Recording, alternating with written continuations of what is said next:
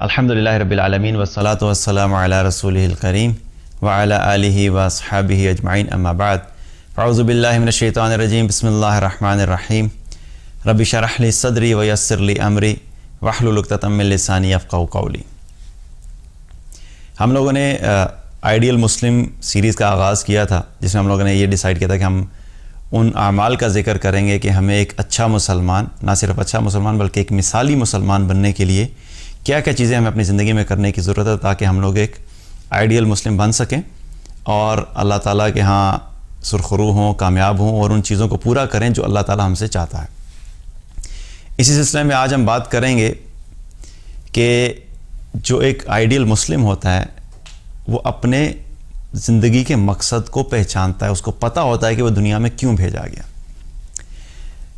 دنیا میں جو بھی چیز ہے ہمیں نظر آتی ہے، ہر چیز کا ایک مقصد ہوتا ہے، اس کے بنانے کا کوئی مقصد ہوتا ہے۔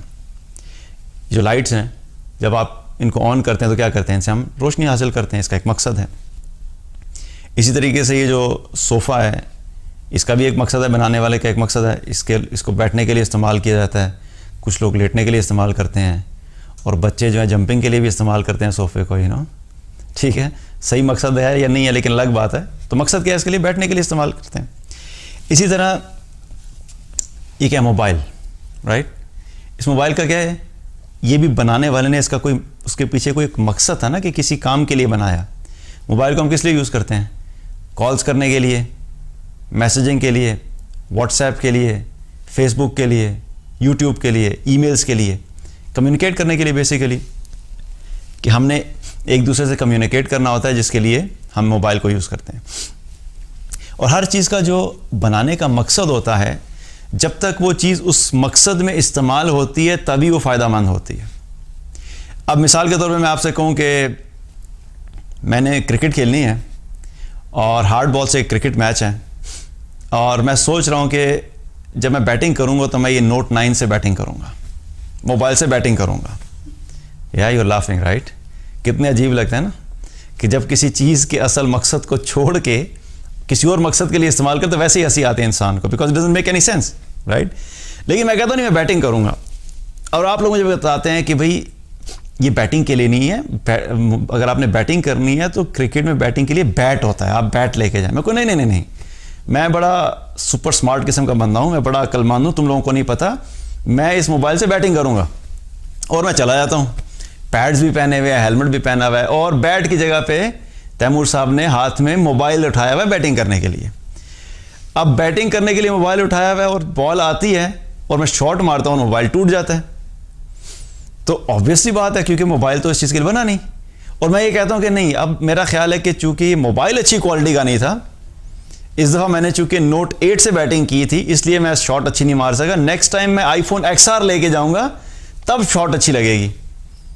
تو آپ لوگ مزید ہنسیں گے، رائٹ؟ آپ کہیں گے یار ایک سائیکیٹرسٹ کو چیک اپ کی ضرورت ہے، آپ کا ذہنی توازن جو ہے وہ ٹھیک نہیں لگ رہا، کیونکہ میں ایک ایسی چیز سے وہ کام لینے کی کوشش کر رہا ہوں جس چیز کے لیے وہ بنی نہیں ہے۔ اسی طریقے سے جو دنیا میں اور کائنات میں اگر ہم دیکھیں تو جو بھی چیز ہمیں نظر آتی ہے اس کا ایک مقصد ہے، اللہ تعالیٰ نے کسی مقصد کے لیے بنایا ہے۔ سورج اللہ تعالیٰ نے اس کا ایک مقصد ہے بنانے کا، اس سے ہم روشنی حاصل کرتے ہیں، اس سے ہم ہیٹ حاصل کرتے ہیں۔ دن اور رات کا ایک نظام ہے، اللہ تعالیٰ نے بنایا، دن بنایا اللہ تعالیٰ نے کام کرنے کے لیے، رات بنائی اللہ تعالیٰ نے آرام کرنے کے لیے۔ پانی بنانے کا مقصد ہے ہم اس سے پیاس بجھاتے ہیں، اپنی صفائی کے لیے استعمال کرتے ہیں، اور جو بھی چیز ہمیں نظر آتی ہے دنیا میں اس کا ایک مقصد ہے، اور اس مقصد کو اللہ تعالیٰ نے بیان فرمایا قرآن میں، هُوَ الَّذِي خَلَقَ لَكُم مَا فِي الْأَرْضِ جَمِيعًا۔ جو کچھ بھی ہے اللہ تعالیٰ نے فرمایا کہ میں نے تم لوگوں کے لیے بنایا، انسانوں کے لیے بنایا۔ پانی انسانوں کے لیے بنایا کہ انسان فائدہ حاصل کرے، روشنی سورج اللہ تعالیٰ نے انسانوں کے لیے بنایا کہ انسان اس سے روشنی حاصل کرے، ہیٹ حاصل کرے، پھل بنائے، سبزیاں بنائیں، جانور دیے، جانوروں سے فائدہ حاصل کریں، اس کا گوشت ہم لوگ استعمال کرتے ہیں، اس کو سواری کے لیے لوگ استعمال کرتے ہیں، اس کی کھال کو استعمال کیا جاتا ہے۔ تو ہر چیز کا ایک مقصد ہے۔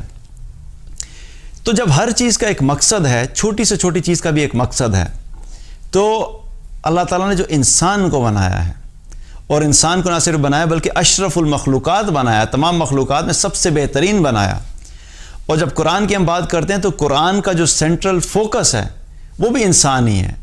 ہر چیز کا فوکس قرآن میں اگر ہم دیکھا جائے تو وہ انسان ہے. تو جب انسان کو اللہ تعالیٰ نے پیدا کیا تو اس کا کوئی مقصد ہوگا. ایسا تو نہیں ہے کہ ہمیں اللہ تعالیٰ نے بھیج دیا اور بس اب اپنی مرضی سے ہم جو مرضی کرتے رہیں, ہمیں کوئی پتہ نہیں مقصد کیا ہے. یا اللہ تعالیٰ نے ہر چیز کو تو بامقصد بنایا لیکن انسان کو مقصد نہیں دیا, انسان کو بغیر مقصد کے پیدا کر دیا. تو ایسا تو نہیں ہے. تو پھر انسان کو کیوں بنایا, ہمیں اللہ تعالیٰ نے دنیا میں کیوں بھیجا, اس کے بارے میں بھی اللہ تعالیٰ نے ہمیں قرآن میں بتایا. وَمَا خَلَقْتُ الْجِنَّ وَالْإِنسَ إِلَّا لِيَعْبُدُونَ. اللہ تعالیٰ نے فرمایا کہ میں نے جنوں اور انسانوں کو صرف اور صرف اپنی عبادت کے لیے بھیجا ہے, صرف اور صرف اپنی بندگی کے لیے بھیجا ہے. تو یہ سول آبجیکٹو ہے ہمارا اس دنیا میں آنے کا کہ ہم نے اللہ تعالیٰ کی بندگی کرنی ہے, اللہ تعالیٰ کی عبادت کرنی ہے. اور اس بندگی کو پورا کرنے کے لیے, اس عبادت کو کرنے کے لیے, اللہ کو راضی کرنے کے لیے, اللہ تعالیٰ کی خوشنودی حاصل کرنے کے لیے ہمیں زندہ رہنے, اور زندہ رہنے کے لیے ہمیں کھانے کی ضرورت ہے تو اللہ نے ہمارے کھانے کا انتظام کیا. ہمیں پانی کی ضرورت ہے تو اللہ تعالیٰ نے ہمارے پانی کا انتظام کیا. ہمیں اپنے ایموشنز کو اچھے طریقے سے بیلنس میں رکھنے کے لیے ڈیفرنٹ قسم کے ریلیشن شپ کی ضرورت ہوتی ہے, تو اللہ تعالیٰ نے مختلف قسم کے ریلیشن شپ دے دیے.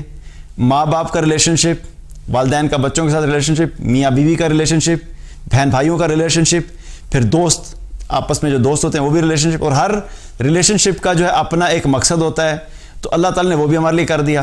لیکن یہ سب چیزیں اللہ نے جو ہمیں دی ہیں وہ اس لیے دی کہ ہم ان چیزوں کو یوز کر کے اللہ کی بندگی کریں, اللہ کو راضی کریں. اصل آبجیکٹو اللہ کو راضی کرنا ہے. اصل آبجیکٹو ہماری زندگی میں مال کمانا, شہرت کمانا, اچھے کپڑے پہننا, اچھا کھانا کھانا, یہ سب نہیں ہے. اور جب ہم اس آبجیکٹو کو بھول جائیں گے, مقصد کو بھول جائیں گے, تو ہم وقتی طور پہ تو شاید اس دنیا سے کچھ عرصہ کے لیے وقت گزار کے چلے جائیں گے, لیکن حقیقت میں ہم کیا, ہم ناکام ہو جائیں گے. کیونکہ جس کام کے لیے اللہ نے بھیجا تھا ہم نے وہ کام نہیں کیا, اور ہم اس کام کو چھوڑ کے اور اس مقصد کو چھوڑ کے ہم نے دنیا کی ہر چیز کی جس سے وہ مقصد پورا نہیں ہوا. اب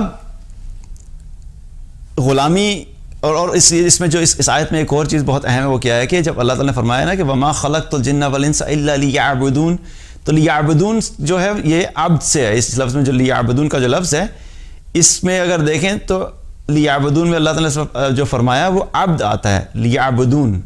اور عبد کہتے ہیں عربی میں غلام کو, عبد کہتے ہیں غلام کو. اور جو غلام ہوتا ہے, آج کل تو غلام چونکہ ہے نہیں تو ہمیں اس کا آئیڈیا نہیں ہو سکتا کہ غلام اصل میں کیسے زندگی گزارتے ہیں, لیکن جو غلام کا جو اصل کانسیپٹ ہوتا تھا وہ کیا ہوتا تھا کہ غلام اپنے آقا کے حکم کے بغیر, مرضی کے بغیر ایک قدم بھی آگے پیچھے نہیں کر سکتا تھا. اگر اس کا مالک اس کو کہتا تھا کہ تم یہاں پہ بیٹھے رہو گے جب تک میں نہیں کہوں گا تم نے ہلنا نہیں یہاں سے, تو وہیں پہ بیٹھا رہے گا, چاہے گھنٹہ گزر جائے, 2 گھنٹے گزر جائیں, 3 گھنٹے گزر جائیں, وہ اپنے مالک کی اجازت کے بغیر وہاں سے موو نہیں کر سکتا. اگر وہ اس کو کہتا تھا کہ تم کھڑے رہو گے تو وہ کھڑا رہے گا.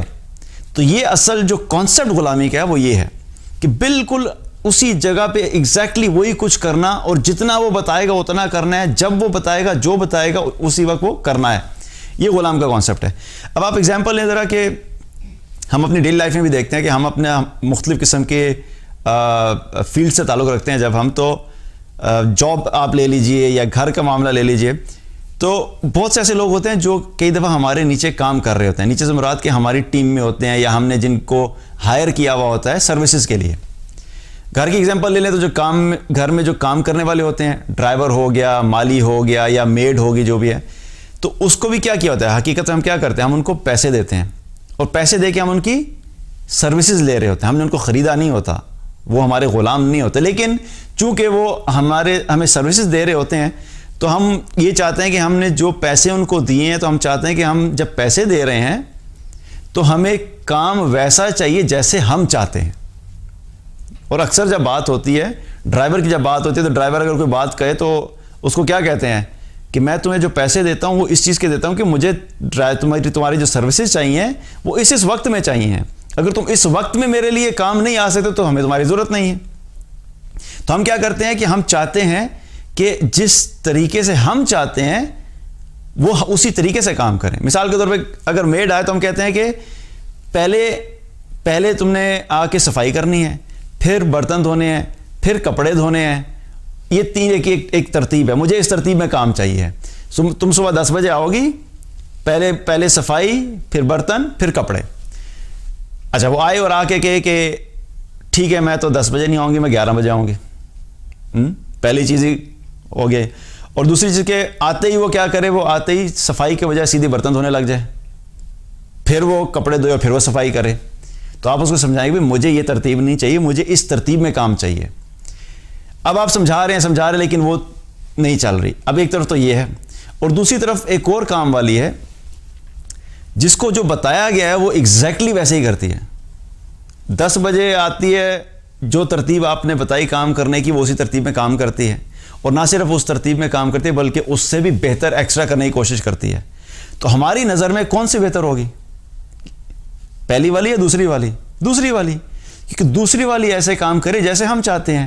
اسی طریقے سے ڈرائیور اگر ہے تو ویسے کام کر رہے ہیں جیسے ہم چاہتے ہیں. تو اسی طریقے سے ہم جو غلام ہیں، اب اللہ کی جب ہم غلامی کرتے ہیں تو پھر ہم لوگ بھی مختلف طریقے سے کرتے ہیں.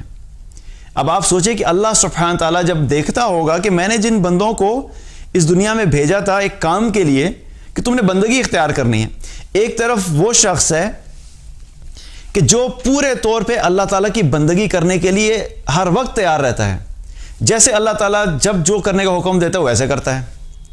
جب اللہ تعالیٰ کا حکم آتا ہے اقیم الصلاۃ، نماز قائم کرو، تو ایک طرف وہ ہوتا ہے جو نماز قائم کرتا ہے، جس وقت نماز کا وقت ہوا نماز کے لیے چلا گیا، اذان ہوئی فوراً اٹھا نماز کے لیے، اور اسی جگہ پہ دوسرا بیٹھا ہوا جو نماز کے لیے نہیں اٹھ رہا.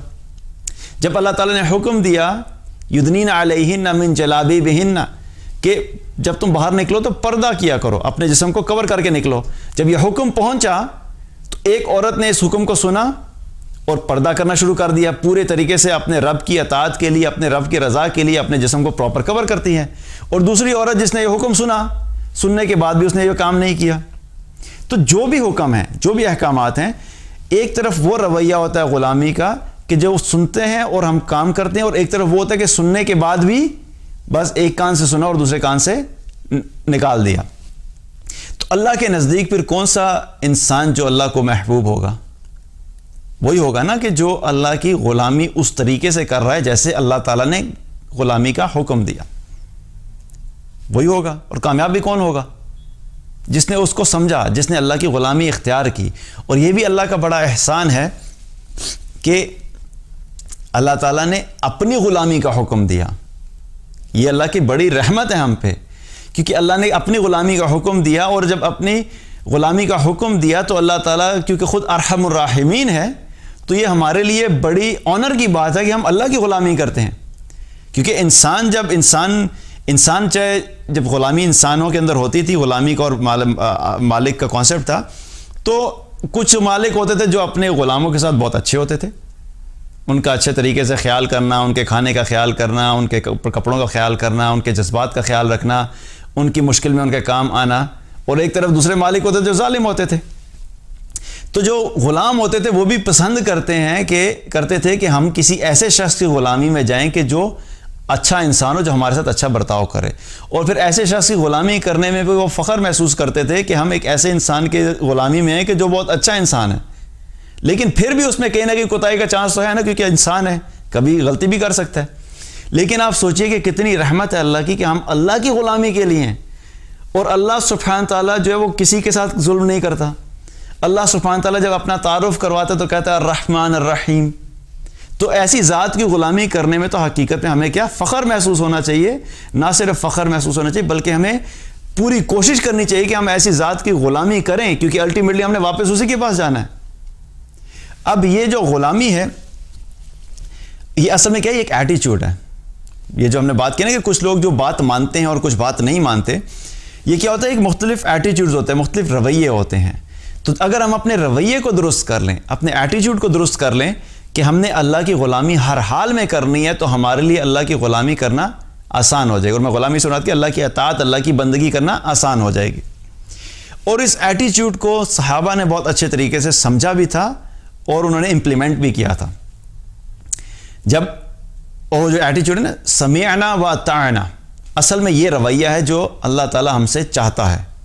اور یہی وہ رویہ تھا جو صحابہ نے اختیار کیا تھا. سنا اور فوراً اطاعت کی.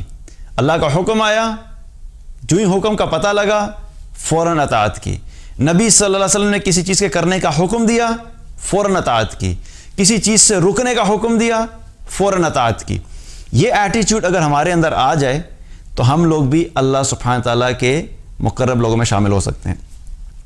اور صحابہ کا کیا معاملہ تھا کہ جب قرآن میں آیت آئی لن تنالوا البر حتى تنفقوا مما تحبون، تم لوگ نیکی کو ہرگز نہیں پہنچ سکتے جب تک کہ تم اللہ کے راستے میں اپنی محبوب ترین چیزوں کو خرچ نہ کرو۔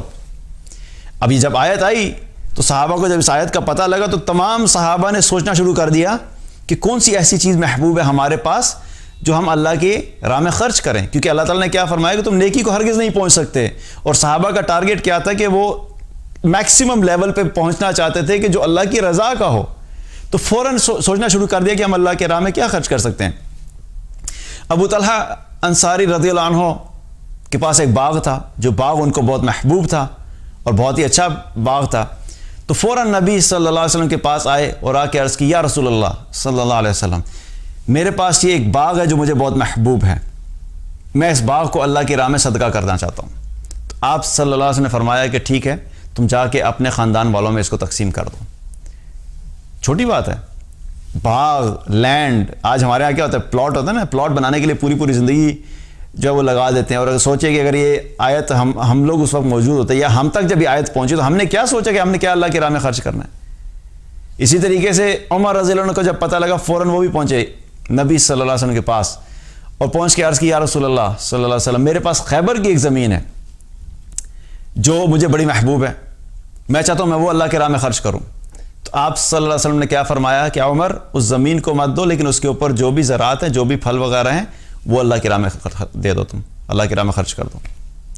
تو فوراً وہ کیا ہو گیا، عمر رضی اللہ عنہ بھی پہنچے اس آیت کے اوپر عمل کرنے کے لیے۔ اسی طریقے سے جب شراب کی حرمت کا حکم آیا کہ شراب جو ہے وہ آج کے بعد حرام کر دی، کیونکہ شراب جو تھی وہ ایک دم حرام نہیں ہوئی تھی، پہلے اللہ تعالیٰ نے اس کے نقصانات کا ذکر کیا، سٹیپ بائی سٹیپ جو ہے اس کی حرمت تک پہنچے، پہلے اس کے نقصانات کا ذکر کیا اور پھر آہستہ آہستہ کیا ہوا کہ ایک وقت آیا کہ جب اس کو کلی طور پہ حرام کر دیا گیا کہ اب آج کے بعد جو ہے شراب نہیں پی جا سکتی۔ تو جب شراب کی حرمت کا حکم آیا اور صحابہ کے پاس ایک صحابی گئے اور انہوں نے جا کے تمام صحابہ کو بتانا شروع کیا، تو ایک صحابی کے گھر پہ پہنچے تو وہاں پر اس وقت بیٹھے لوگ شراب پی رہے تھے۔ جو ہی پتہ لگا کہ اب آج کے بعد شراب حرام ہو گئی ہے تو ان لوگوں کے ہاتھوں میں بھی جو شراب تھی انہوں نے اس کو بھی پسند نہیں کیا کہ اس کو اندر لے کے جائے، وہیں پہ پھینک دیا، اور جو شراب کے مٹکے وہاں پہ پڑے تھے، جو فریش لاٹ آئی تھی شراب کی، ان صحابی نے کہا کہ اس کو بہا دیا جائے، اور ان مٹکوں کو، ان میں جو شراب تھی اس شراب کو بہا دیا گیا اور مدینہ کی گلیاں شراب سے بھر گئیں۔ اور یہ ہمارے لیے کہنا کتنا آسان ہے، یہ اس سے پوچھے جس شخص کو شراب کی ایڈکشن ہوتی ہے، اس سے جا کے پوچھے کہ اتنی شراب کو ضائع کرنا یا پھینکنا کتنا مشکل ہوتا ہے۔ یہ جو شرابی ہوتے ہیں نا، جن کو عادت پڑ جائے، جو ایڈکٹڈ ہوتے ہیں، ان کے لیے تو ایک ایک گھونٹ بڑا قیمتی ہوتا ہے، اور آپ سوچیں کہ بہت سے لوگ پینے کے عادی تھے، اس کے بعد کیا کہ اس کے بعد تمام لوگوں نے شراب کو انڈیل دیا اور باہر پھینک دیا۔ یہ کیا تھا، سمعنا واطعنا، جو ہی سنا فوراً اطاعت کی۔ پردے کا حکم آیا، جو ہی صحابیات کو پتہ لگا تو جو صحابیات باہر تھیں انہوں نے فوراً بھیجا گھروں میں کہ جا کے ہمارے لیے چادر لے کر آؤ۔ ان کو یہ بھی اتنا بھی گوارا نہیں تھا کہ ہم ایک قدم بھی اللہ کی نافرمانی میں آگے گزاریں، کیونکہ ہمیں پتہ لگ گیا کہ پردے کا حکم آ گیا ہے، تو ہم ایسے نہیں چاہتی کہ ہم ایک قدم بھی ایسا چلیں کہ جو اللہ کی نافرمانی کا ہو۔ گھروں سے چادریں منگوائیں اور اپنے جسموں کو کور کیا۔ آج ہم لوگ سوچیں کہ ہمارے اندر یہ رویہ ہے کہ نہیں ہے۔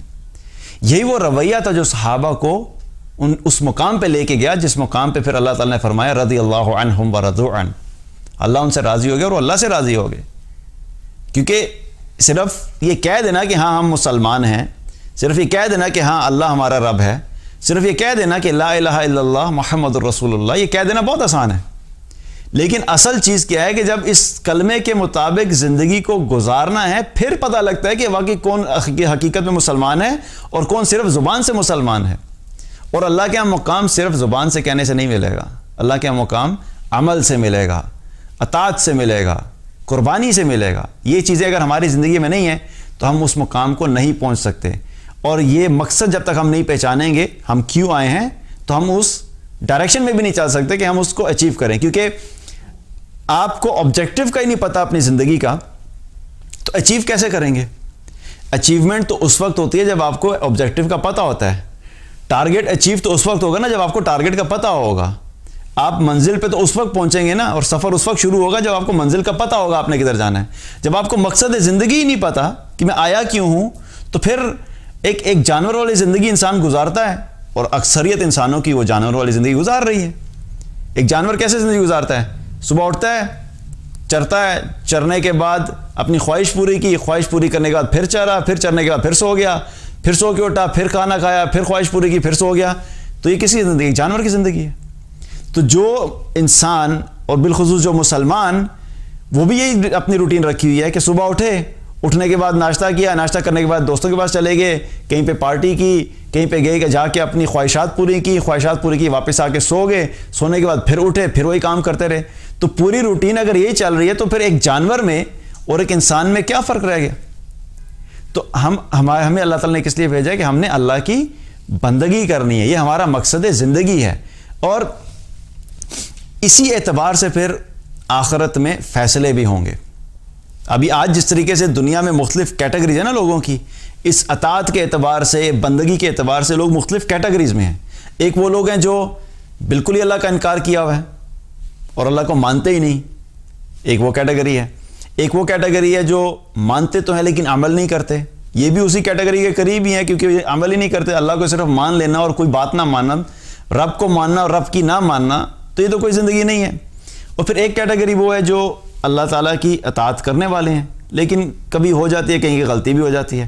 اور پھر ایک کیٹیگری وہ ہے جو واقعی بڑے جو ہیں وہ مانتے بھی ہیں اور اس پہ قائم بھی رہتے ہیں اور اللہ کے دین کے لیے اور اللہ کی اطاعت میں آگے سے آگے بڑھنے کی کوشش کرتے ہیں. تو اسی طریقے سے اللہ تعالیٰ نے قرآن میں ذکر کیا کہ آخرت میں بھی لوگ 3 طرح کی کیٹیگریز میں جو ہے وہ تبدیل ہوں گے، 3 طرح کی کیٹیگریز میں تقسیم ہو جائیں گے. سورہ واقعہ میں اللہ تعالیٰ نے فرمایا وَكُنْتُمْ أَزْوَاجًا ثَلَاثًا، قیامت والے دن آخرت میں تم لوگ 3 گروہوں میں تقسیم ہو جاؤ گے.